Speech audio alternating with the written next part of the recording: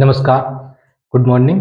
बात कर रहे हैं राजस्थान जियोग्राफी को लेकर और राजस्थान जियोग्राफी में हमने मरुस्थलीय प्रदेश को कम्प्लीटली पूरा पढ़ा है और इसमें 2 भागों में हमने इसको बाँटा था। एक तो मरुस्थलीय क्षेत्र जिनमें शुष्क मरुस्थल और एक अर्धशुष्क मरुस्थल।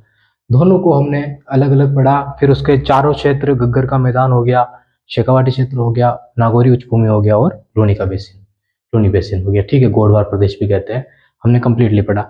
कुछ फैक्ट हमारे छूट गए हैं और कुछ जानकारी इस प्रदेश को लेकर देनी है, वो बाकी रह गई है। उसके बाद हम पढ़ेंगे कि मरुस्थल को जो रोकने का जो कार्य किया जा रहा है ना, जैसे अलग अलग संस्थाओं द्वारा, जो भारत सरकार के द्वारा बनाई गई, उससे क्या है कि वृक्षारोपण ज़्यादा से ज़्यादा किया जाना चाहिए, मिट्टी की जो उर्वरकता है ना उसको बढ़ाया जाना चाहिए। तो उसके लिए जो कार्यक्रम चलाए जा रहे हैं उनकी बात करेंगे, लेकिन कुछ बात बाकी रह गई है ना, उसकी हम कंप्लीट कर लेते हैं आज की क्लास में। ठीक है, तो ध्यान से देखना, समझने की कोशिश करना। और आज की क्लास सभी क्लासों का एक तरह से निचोड़ ही मान लेना आप। ठीक है, तो शुरू करते हैं अब। तो हर एक चीज़ को ध्यान से समझना आप। सबसे पहले राजस्थान आपके सामने है, पूरा मैप इसी तरह का हमारा राजस्थान है और इसी राजस्थान को 4 भागों में हम बांटते हैं। 4 भाग कौन कौन से हैं? तो एक अपना मरुस्थलीय प्रदेश, ठीक है, दूसरा अरावली पर्वतीय प्रदेश, तीसरा पूर्वी मैदानी प्रदेश और चौथा हाड़ौती का पठार। अब यहाँ पे ध्यान रखना कि 3 चीजें हमारे सामने आती है। एक तो हो गया पर्वत, ठीक है, तो राजस्थान में पर्वत भी है। उसके बाद पठार, तो राजस्थान में हाड़ौती का पठार भी है। उसके बाद देखा जाए तो मरुस्थलीय प्रदेश, ठीक है, ये रहा, और फिर मैदानी प्रदेश, तो ये। और उसके बाद कुछ निम्न भूमि होती है जो इस तरह की होती है, निम्न भूमि। तो ये कुछ इस तरह का मैप बनता है। लेकिन इसको जब हम पूरा कंप्लीट कर लेंगे ना राजस्थान को, उसी वक्त इसको समझेंगे कि ये क्या होता है, कितने मीटर ऊंचा पर्वत होता है, कितने मीटर मैदानी भाग होता है, वो सारी चीजें एक बार क्लियर हमारे माइंड में चीजें आ जाएगी, कहाँ पे कौन सा भाग स्थित है। उसके बाद अभी हम बताने बैठेंगे तो अरावली हमने पढ़ा ही नहीं, पूर्वी मैदान हमने पढ़ा ही नहीं, हाड़ौती हमने पढ़ा ही नहीं, तो ये समझ में नहीं आएगी चीजें, इसलिए हमने इसको नहीं पढ़ा। ठीक है, तो इसको हम बाद में पढ़ेंगे। तो हमने मरुस्थलीय प्रदेश को पूरा पढ़ा है ना, तो कुछ चीजें देखते हैं इसमें कि क्या है। और हमने तली और थली की बात की थी, लेकिन हमने स्पेशल नहीं बताया था कि वो क्या है। ठीक है, देखो लूनी नदी जो निकल रही है ना, यहाँ पे ध्यान से देखना, ये किस तरफ जा रही है? ये जा रही है इस तरफ। तो कहीं ना कहीं हमको पता चलता है कि जो मरुस्थल का जो ढलान है ना मरुस्थल की, वो किस तरफ है? तो ये दिशा तो होगी अपने दक्षिणी और ये दिशा होगी पश्चिमी। तो ध्यान रखना, अरावली के दक्षिणी और पश्चिमी दिशा में मरुस्थलीय प्रदेश का ढाल दिख रहा है आपको। ठीक है, तो कहीं ना कहीं यहाँ से ऊंचा भाग है। तो यहाँ पर कितना ऊंचा भाग हो सकता है? तो लगभग 300 मीटर यहाँ पे ऊंचा माना जाता है। कितना? लगभग 300 मीटर ऊंचाई है यहाँ पे। तो यहाँ पे समझना आप चीज को ध्यान से कि जो थली होती है ना, उसको ही बोला जाता है, जो थली होती है ना उसको ही बोला जाता है क्या?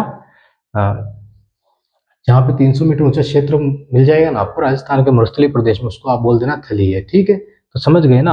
अब कौन सा है? जैसे जैसलमेर हो गया, बीकानेर हो गया, ये आसपास का क्षेत्र, इसको क्या बोलेंगे? हम थली बोलेंगे।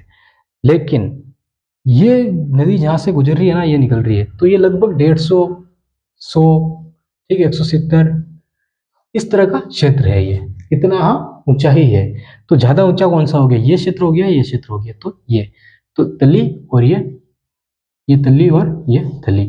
अब ध्यान रखना, थार का रेगिस्तान थल से शब्द बना है। किससे? थल से। रेगिस्तान का जहाज ऊंट को कहा जाता है। ठीक है, अब ये हो गया। अब यहाँ पे दूसरी चीज हमारे सामने आती है कि ये जो क्षेत्र है ना, इसको मांड कहा जाता है और इस क्षेत्र को मारवाड़ कहा जाता है। ठीक है, इस शुष्क प्रदेश को इधर ढूंढान प्रदेश हो जाएगा और यहाँ पे गोंडवान क्षेत्र हो जाएगा। ये घग्गर का मैदान हो जाएगा, यहाँ पे शेखावाटी क्षेत्र हो जाएगा। शेखावाटी क्षेत्र में हवेलियों के लिए माना जाता है, ये काफी ज्यादा हवेली। एक नाम सुना होगा झुनझुन वाला, ठीक है, वो शेखावाटी क्षेत्र में हवेली है एक, काफी अच्छी। ठीक है, यहाँ पे पेंटिंग की जाती है, शैलियाँ हैं यहाँ पे इसके।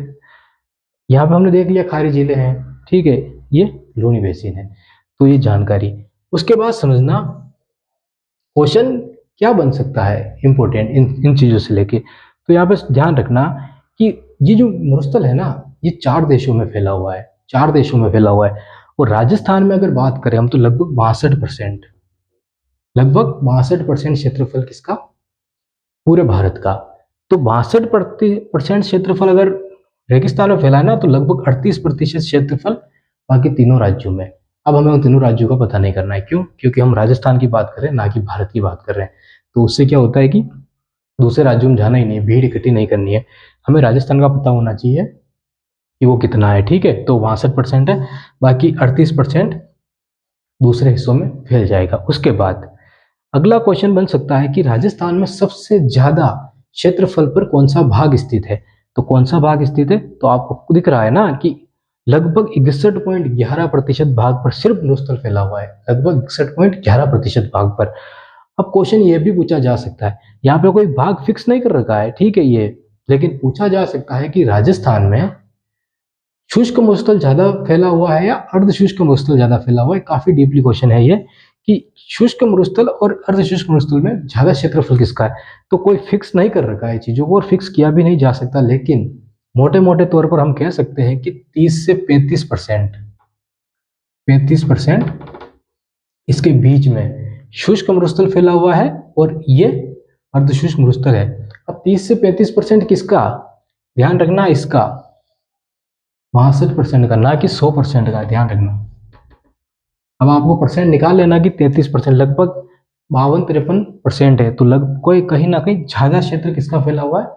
शुष्क मरुस्थल का। इसीलिए तो यहाँ पे ज्यादा गंभीरता से लेकर प्रोग्राम चलाए जा रहे हैं, क्योंकि ये मरुस्थल फैलता ही जा रहा है। अगर इस तरह का मरुस्थल होता ना तो कोई दिक्कत नहीं थी हमको, शुष्क अर्ध शुष्क मरुस्थल ऐसा होता ना तो कोई दिक्कत नहीं थी हमको, ज्यादा हम लोड नहीं लेते।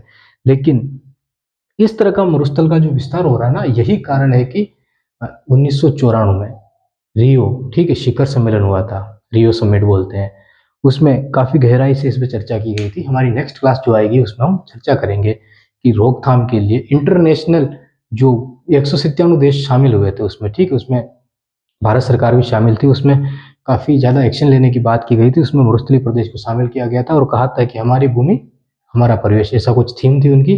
तो हम देखेंगे, ठीक है, उसको। लेकिन ध्यान रखना कि ज्यादा क्षेत्रफल पर यह फैला हुआ है, कम क्षेत्रफल पर यह फैला हुआ है। दूसरा क्वेश्चन हमारे सामने बनता है कि अरावली के समांतर पश्चिमी भाग में स्थित मिडल प्रदेश कौन सा है?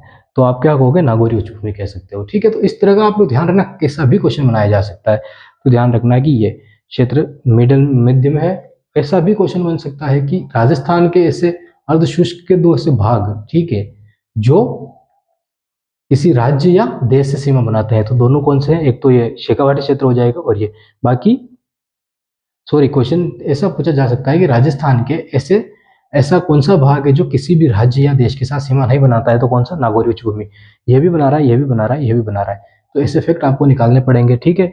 उसके बाद क्वेश्चन पूछे जा सकते हैं कि राजस्थान का कौन सा टिल्ला, ठीक है, किस क्षेत्र में स्थित है? तो गाइड आपके पास होनी चाहिए, उसमें लिखा होगा, फैक्ट के रूप में दे रखा होगा कि कौन सा जिला किस जिले में बन रहा है, मतलब कौन सा टिल्ला, ठीक है। जैसे बरखान अनुप्रस्थ हो गए, तो वो इस क्षेत्र में ही बनेंगे, लेकिन कौन कौन से जिलों में बन रहे हैं। कभी क्या होता है, हनुमानगढ़ में भी बनते हैं, ठीक है, जैसे कि इधर सिक्कर चूरू में भी बनते हैं, क्योंकि यहाँ पे रेत ही रहते हैं। लूनी बेसिन में हल्के फुल्के बन जाते हैं, यहाँ पे बरखान बन जाता है। तो ये आपको खुद को देखना पड़ेगा, और आप चाहे इसके लिए ट्रिक का यूज कीजिए, इसका भी यूज कीजिए। ट्रिक है बुरी नहीं होती है अगर ऐसी चीजों को समझने के लिए। अब टिल्ले आप याद भी करोगे ना तो आपको याद नहीं रहेंगे, वो ऐसे तरीके से आपको बनाने पड़ेंगे जिससे आपको आसानी से याद हो जाए, ठीक है। ये चीज हो गई। उसके बाद पूछा जा सकता है कि क्रम वाइज इनको सेट कीजिए, मतलब घुमाइए। तो ध्यान रखना, अरावली पर्वतमाला का जो निर्माण हुआ ना, हमने क्या देखा था कि शुरुआत में ही अरावली बनना शुरू हो गई जब मानव का जीवन शुरू हो रहा था, ठीक है। तो सबसे पहले, उसके बाद ध्यान रखना कि अरावली पर्वतमाला है ना, तो पठार भी कहीं ना कहीं इससे भी निकल के आया। पठार भी क्या देखा था हमने, ये पर्वतमाला है तो ये पठार है, ठीक है, इसके पास। तो पठार कौन सा बन रहा है? हमारे सामने ये रहा, ठीक है। दो, तीसरा मरुस्थलीय प्रदेश बना, और चौथा मैदानी प्रदेश बना। तो क्रम ऐसे ही चलेगा, ठीक है। अरावली, हाड़ौती, मरुस्थलीय प्रदेश और मैदानी भाग, ठीक है, ये इस तरह चलेगा। सॉरी, अरावली प्रदेश, हाड़ौती, मैदानी और मरुस्थलीय, ठीक है। तो कोई बार देख लेते हैं, इसमें होगा, एक बार देख लेते हैं, इसको कंफ्यूजन हो रहा है।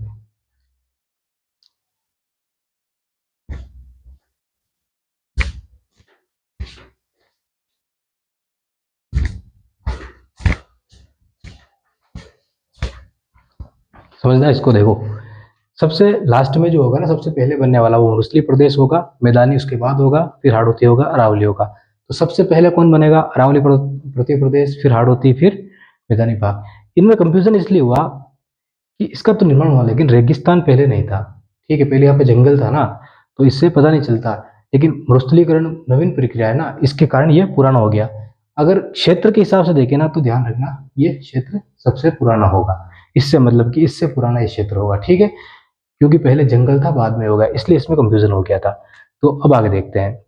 क्षेत्रफल की अगर बात करें हम, तो 61.11% ये राजस्थान पे है। ठीक है, 61.11% राजस्थान का क्षेत्रफल है। उसके बाद अगर बात करें अरावली पर्वतीय प्रदेश की, ठीक है, छोड़ो, क्वेश्चन पूछा गया था इसमें, अभी 2 बार क्वेश्चन पूछ लिया गया। दोनों बार इसमें 9%, 9.6% राइट मान लिया गया था। एक बार तो आरएस में पूछा था, ठीक है, आरपीएससी द्वारा, तो 9.6%। लेकिन ध्यान रखना कि बुक है अपने राजस्थान अध्ययन की, राजस्थान अध्ययन की बुक है ना, उसमें 24,000 के आसपास का क्षेत्रफल दे रखा है, 24,000 का। अब राजस्थान का टोटल क्षेत्रफल जो होता है ना, 3,42,239 टोटल क्षेत्रफल होता है। अगर इसका भाग लगाए ना 1% एक हिसाब से देखें ना, तो वो लगभग निकलता है हमारे 3,422। ठीक है, 3,000। अब इसको अगर इससे गुणा, इसमें भाग दोगे ना, तो लगभग कितना, 7% क्षेत्रफल ही निकल के आएगा, लगभग 7%। और वो 2% क्षेत्रफल कहाँ से बढ़ा के माना गया है पता नहीं, लेकिन अगर 2% क्षेत्रफल उन्होंने कम किया है ना, बढ़ाया है, कम किया है ना, तो लगभग 8,000 किलोमीटर का उन्होंने क्षेत्रफल या तो किसी से कहीं से कम किया होगा, या तो मैदानी भाग से कम किया होगा। अब 8,000 क्षेत्रफल कम किया होगा ना, तो कहीं ना कहीं लूनी बेसिन, ठीक है, कि जो बराव क्षेत्र है ना, ये कम हो गया होगा। तो कुछ ना कुछ उन्होंने किया होगा, लेकिन बताया नहीं है कि कहाँ से उन्होंने क्षेत्रफल उठाया। ठीक है, तो 9.6% क्षेत्रफल है यहाँ पे। उसके बाद अगर बात करें इसकी, तो लगभग 23% क्षेत्रफल ये रखता है। लगभग 23% क्षेत्रफल कौन रखता है? मैदानी प्रदेश। और लगभग 9% क्षेत्रफल रखते हाड़ौती पर्वतीय प्रदेश। ठीक है, सॉरी, अरावली पर्वतीय प्रदेश। अब ध्यान रखना कि ये और ये दोनों देखो लगभग एक जैसे दिख रहे हैं। ठीक है, लगभग एक जैसे दिख रहे हैं। अगर ऑप्शन में पूछ लिया जाए ना अरावली का, तो भी 9% ही करना। और अगर हाड़ौती का पूछ लिया जाए, और अगर ऑप्शन में 9% हो और 7% नहीं हो, तब 9% करके आ जाना। अगर 7% हो तो 7% करके आ जाना। ठीक है, अगर ऑप्शन में पूछ लिया जाए तो ये हो जाएगा। उसके बाद अगर जनसंख्या की बात करें ना, तो लगभग 40% जनसंख्या तो जैसलमेर में निवास करती है, लगभग 40% जनसंख्या। ठीक है, और लगभग 39% जनसंख्या यहाँ पे निवास करती है। लगभग 10% जनसंख्या अरावली पर्वतीय प्रदेश में निवास करती है। और बाकी जो बची हो, कितनी बची आप देख लेना, हाड़ौती में कितनी हो जाएगी आप खुद ही अंदाजा लगा लेना। ठीक है, और झुंझुनू, ठीक है, यहाँ पे ये क्षेत्र, तो सबसे ज्यादा बालोतरा को माउंट आबू कहा जाता है। पिछली क्लास में हमने चर्चा कर ली थी। और जनसंख्या की यहाँ पे क्षेत्रवार को लेकर कोई बात नहीं करेंगे, क्यों? क्योंकि जनसंख्या के अलग टॉपिक हम अलग से पढ़ेंगे। तो ये कुछ जानकारियां जो छूटी थी हमने अच्छे से समझ लिया। और क्वेश्चन क्या बन सकते थे, वो यही क्वेश्चन बन सकते थे। और बरखान टिलों को लेकर स्पेशली जिले लेकर पूछे जा सकते हैं, तो आप गाइड से उनको देख लेना कैसे है। उनके अलावा और रुस्तल से कोई क्षेत्र मतलब क्वेश्चन नहीं बनेंगे। और बाकी जब रुस्तली प्रदेश खत्म होगा पूरा कंप्लीटली, जब हम देख लेंगे इसके रोकथाम के कार्यक्रम कैसे चलाए गए, उसके बाद हम चर्चा करेंगे डिटेल में पूरे क्वेश्चन को लेकर। लगभग 100 क्वेश्चन उठा लेंगे हम, और सारे क्वेश्चन ऐड कर लेंगे, पिछले एग्जाम में जितने पूछे गए हम सब देख लेंगे, फिर कोई क्या बाहर से आएगा। ठीक है, तो आज क्लास इतना ही। बहुत बहुत धन्यवाद आपका।